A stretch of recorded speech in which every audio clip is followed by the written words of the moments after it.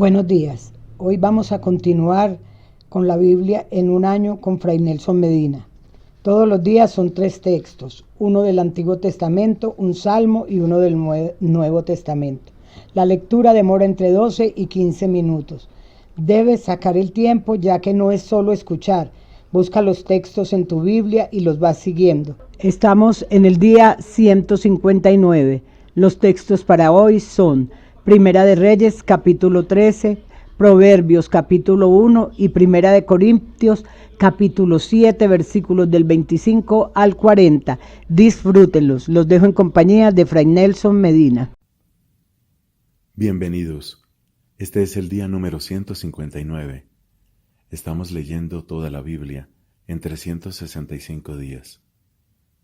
Es el Señor quien nos concede perseverar. Es el único que merece honor y gloria, pero sobre todo, quien merece nuestro amor y nuestra obediencia. Hoy tenemos textos del primer libro de los Reyes, del libro de los Proverbios y de la primera carta de San Pablo a los Corintios. En el nombre del Padre y del Hijo y del Espíritu Santo. Amén. Del primer libro de los Reyes, capítulo 13.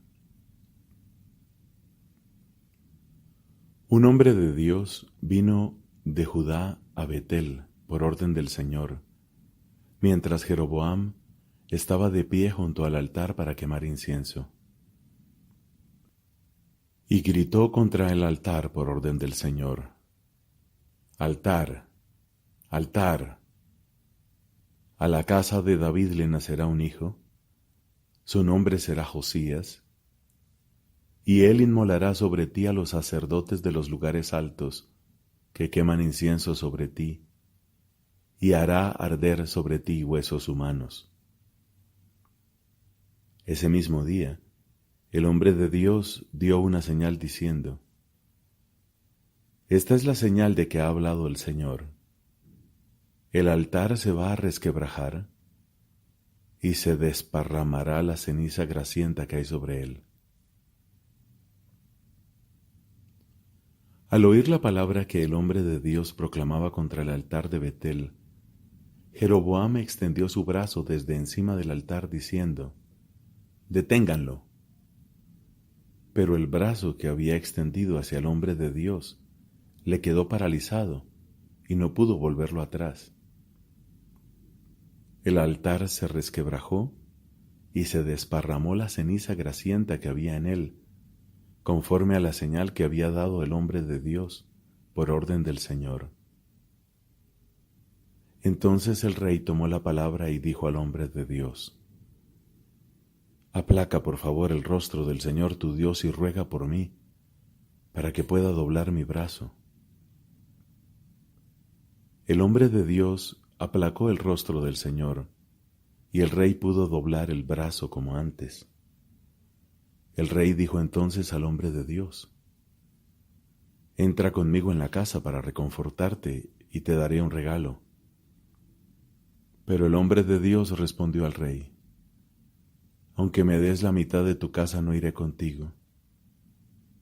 No comeré pan, ni beberé agua en este lugar, porque esto es lo que se me ha mandado por orden del Señor. No comerás pan, ni beberás agua, ni regresarás por el mismo camino». Y se fue por otro camino, sin retomar el que había recorrido para venir a Betel. Había un viejo profeta que vivía en Betel. Sus hijos fueron a contarle todo lo que el hombre de Dios había hecho aquel día en Betel, y también le contaron a su padre las palabras que había dicho al rey. Su padre les preguntó: «¿Por qué camino se fue?». Los hijos le indicaron el camino que había tomado el hombre de Dios venido de Judá, y él les dijo: «Ensíllenme el asno». Le ensillaron el asno y él se montó. Luego se fue detrás del hombre de Dios y lo encontró sentado bajo el terebinto.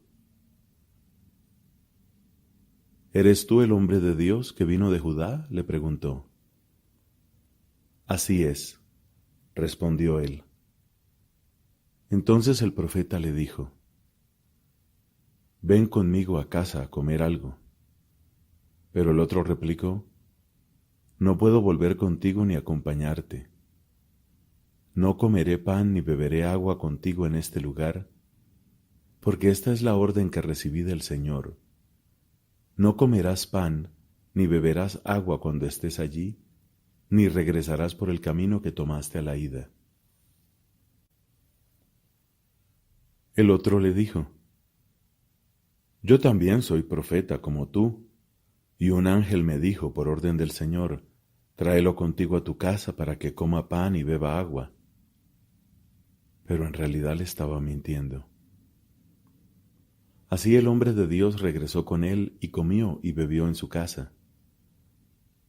Mientras estaban sentados a la mesa, la palabra del Señor llegó al profeta que lo había hecho volver, y éste gritó al hombre de Dios venido de Judá: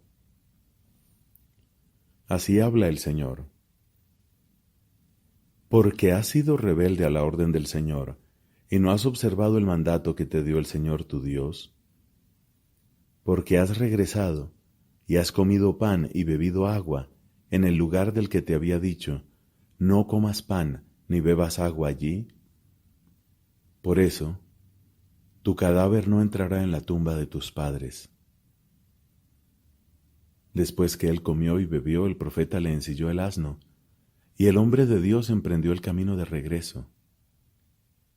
Pero un león lo encontró en el camino y lo mató. Su cadáver quedó tendido en el camino, y el asno y el león permanecieron de pie al lado de él. Unos hombres que pasaban por ahí vieron el cadáver tendido sobre el camino y al león parado junto a él, y fueron a dar la noticia a la ciudad donde vivía el viejo profeta. Cuando se enteró el profeta que lo había hecho volver atrás, dijo: Es el hombre de Dios que se rebeló contra la orden del Señor. El Señor lo entregó al león, que lo destrozó y lo mató, según la palabra que le había dicho el Señor. Luego dijo a sus hijos: Ensíllenme el asno. Cuando se lo ensillaron, él partió y encontró el cadáver tendido sobre el camino, mientras que el asno y el león estaban de pie junto al cadáver. El león no había devorado al cadáver, ni había despedazado al asno. El viejo profeta recogió el cadáver del hombre de Dios, lo cargó sobre el asno y lo llevó a la ciudad para hacer duelo por él y enterrarlo. Puso el cadáver en su propia tumba y le entonaron la lamentación: «Ay, hermano mío». Después que lo enterraron, el profeta habló así a sus hijos: «Cuando yo muera, me enterrarán en la tumba donde ha sido sepultado el hombre de Dios. Depositen mis huesos junto a los suyos, porque ciertamente se cumplirá la palabra que él proclamó por orden del Señor contra el altar de Betel y contra todos los santuarios de los lugares altos que están en las ciudades de Samaria». Después que sucedió esto, Jeroboam no se convirtió de su mala conducta. Volvió a instituir como sacerdotes de los lugares altos a personas tomadas del común de la gente. Todo el que lo deseaba era investido por él y se convertía en sacerdote de los lugares altos. Esto fue una ocasión de pecado para la casa de Jeroboam y provocó su destrucción y su exterminio de la faz de la tierra. En aquel tiempo cayó enfermo Abías, hijo de Jeroboam. Entonces éste dijo a su esposa: «Disfrázate para que nadie sepa que eres la mujer de Jeroboam y ve a Silo. Allí habita Ahías, el profeta que predijo que yo reinaría sobre este pueblo. Toma contigo 10 panes, unas tortas y un tarro de miel y ve a su casa. Él te va a anunciar qué le sucederá a nuestro hijo». Así lo hizo la mujer de Jeroboam. Partió hacia Silo y entró en la casa de Ahías. Este ya no podía ver porque había perdido la vista a causa de su vejez. Pero el Señor le había dicho: Mira que la mujer de Jeroboam viene a consultarte acerca de su hijo porque está enfermo. Tú le dirás esto y esto. Cuando ella entre, se hará pasar por otra. Apenas oyó el ruido de los pasos de la mujer, mientras ella entraba por la puerta, Ahías dijo: Entra, mujer de Jeroboam. ¿Por qué te haces pasar por otra? Yo he sido enviado para hablarte duramente. Ve y dile a Jeroboam: Así habla el Señor, el Dios de Israel. Yo te elevé de en medio del pueblo y te constituí jefe de mi pueblo Israel. Arranqué la realeza a la casa de David para dártela a ti, pero tú no has sido como mi servidor David, que observó mis mandamientos y me siguió de todo corazón, haciendo únicamente lo que es recto a mis ojos. Tú, en cambio, has obrado peor que todos tus predecesores. Has ido a fabricarte otros dioses, ídolos de metal fundido, para provocar mi indignación, y me has arrojado a tus espaldas. Por eso, yo voy a atraer la desgracia sobre la casa de Jeroboam. Extirparé a la familia de Jeroboam todos los varones, esclavos o libres en Israel, y barreré hasta los últimos restos de su casa, como se barre el estiércol bien a fondo. Al de la familia de Jeroboam que muera en la ciudad lo comerán los perros, y al que muera en descampado lo comerán las aves del cielo, porque ha hablado el Señor. En cuanto a ti, vete ahora mismo a tu casa. Apenas pongas tus pies en la ciudad, el niño morirá. Todo Israel se lamentará por él y le darán sepultura. Él es el único en la familia de Jeroboam que entrará en una tumba, porque solo en él se ha encontrado algo bueno para el Señor, el Dios de Israel, en la casa de Jeroboam. El Señor suscitará para Israel un rey que habrá de extirpar la casa de Jeroboam. El Señor golpeará a Israel, y éste se agitará como el junco en las aguas. Arrancará a Israel de este hermoso suelo que dio a sus padres, y los dispersará al otro lado del río, porque erigieron sus postes sagrados, provocando así la indignación del Señor. Él entregará a Israel por los pecados que cometió Jeroboam y por los que hizo cometer a Israel. La mujer de Jeroboam partió y se fue a Tirsá, y cuando franqueaba el umbral de su casa, murió el niño. Lo sepultaron, y todo Israel se lamentó por él conforme a la palabra que había dicho el Señor por medio de su servidor el profeta Ahías. El resto de los hechos de Jeroboam, sus batallas y su reinado, todo eso está escrito en el libro de los anales de los reyes de Israel. Jeroboam reinó durante 22 años y se fue a descansar con sus padres. Su hijo Nadab reinó en lugar de él. Roboam, hijo de Salomón, reinó en Judá. Tenía 41 años cuando comenzó a reinar, y reinó 17 años en Jerusalén, la ciudad que había elegido el Señor entre todas las tribus de Israel para poner allí su nombre. Su madre se llamaba Naamá, la amonita. Judá hizo lo que es malo a los ojos del Señor, provocando sus celos más que todos sus antepasados con los pecados que cometieron.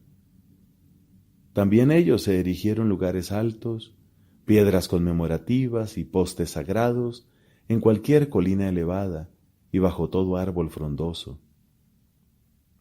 Incluso se llegó a tener en el país hombres dedicados a la prostitución sagrada. Así imitaron todas las costumbres abominables de las naciones que el Señor había desposeído delante de los israelitas. El 5.º año del reinado de Roboam, subió contra Jerusalén Sisac, rey de Egipto, y se apoderó de los tesoros de la casa del Señor y de la casa del rey. Se apoderó de todo, incluso de los escudos de oro que había hecho Salomón. En lugar de ellos, el rey Roboam hizo unos escudos de bronce y se los confió a los jefes de los guardias que custodiaban el acceso a la casa del rey. Cada vez que el rey iba a la casa del Señor, los guardias los llevaban y luego los volvían a dejar en la sala de guardia. El resto de los hechos de Roboam y todo lo que él hizo, ¿no está escrito en el libro de los anales de los reyes de Judá? Entre Roboam y Jeroboam hubo guerras continuas. Roboam se fue a descansar con sus padres y fue sepultado con ellos en la ciudad de David. Su madre se llamaba Naamá la amonita. Su hijo, Abiam, reinó en lugar de él. Palabra de Dios. Te alabamos, Señor. Comienzo del libro de los Proverbios, capítulo 1. Proverbios de Salomón, hijo de David, rey de Israel, para conocer la sabiduría y la instrucción, para entender las palabras profundas, para obtener una instrucción esmerada, justicia, equidad y rectitud, para dar perspicacia a los incautos y al joven ciencia y reflexión. Que escuche el sabio y acrecentará su saber, y el inteligente adquirirá el arte de dirigir, para entender los proverbios y las sentencias agudas, las palabras de los sabios y sus enigmas. El temor del Señor es el comienzo de la sabiduría. Los necios desprecian la sabiduría y la instrucción. Escucha, hijo mío, la instrucción de tu padre, y no rechaces la enseñanza de tu madre, porque son una diadema de gracia para tu cabeza y un collar para tu cuello. Hijo mío, si los pecadores intentan seducirte, tú no aceptes. Si ellos dicen, ven con nosotros, tendamos una emboscada sangrienta, acechemos por puro gusto al inocente, traguemos los vivos como el abismo, todos enteros, como los que bajan a la fosa. Hallaremos toda clase de bienes preciosos, llenaremos nuestras casas con el botín, tendrás tu parte igual que nosotros, todos haremos una bolsa común. Hijo mío, no los acompañes por el camino. Retira tus pies de sus senderos, porque sus pies corren hacia el mal y se apresuran para derramar sangre. Pero en vano se tiende la red, si pueden verla todos los pájaros. Ellos tienden contra sí mismos una emboscada sangrienta, están al acecho contra sus propias vidas. Tal es la suerte del que obtiene ganancias injustas. Le quitan la vida al que las posee. Palabra de Dios. Te alabamos, Señor. De la primera carta a los Corintios, capítulo 7, versículos del 25 al 40. Acerca de la virginidad, no tengo ningún precepto del Señor, pero hago una advertencia, como quien por la misericordia del Señor es digno de confianza. Considero que por las dificultades del tiempo presente, lo mejor para el hombre es vivir sin casarse. ¿Estás unido a una mujer? No te separes de ella. ¿No tienes mujer? No la busques. Si te casas, no pecas. Y si una joven se casa, tampoco peca. Pero los que lo hagan sufrirán tribulaciones en su carne que yo quisiera evitarles. Lo que quiero decir, hermanos, es esto: queda poco tiempo. Mientras tanto, los que tienen mujer vivan como si no la tuvieran, los que lloran como si no lloraran, los que se alegran como si no se alegraran, los que compran como si no poseyeran nada, los que disfrutan del mundo como si no disfrutaran, porque la apariencia de este mundo es pasajera. Yo quiero que ustedes vivan sin inquietudes.